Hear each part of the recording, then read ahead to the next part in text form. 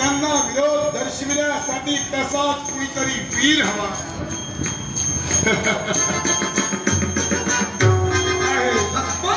आहे.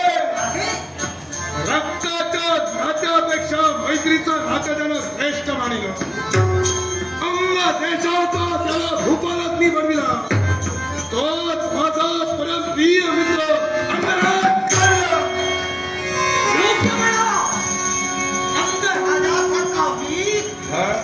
दुसरा होणे नाही. म्हणूनच तो तुझ्या सोबत सदैव व्हावा. स्वयंवरात जाताना तो तुझ्याच सोबत जायला हवाय. योगायोग म्हणायला काही हरकत नाही.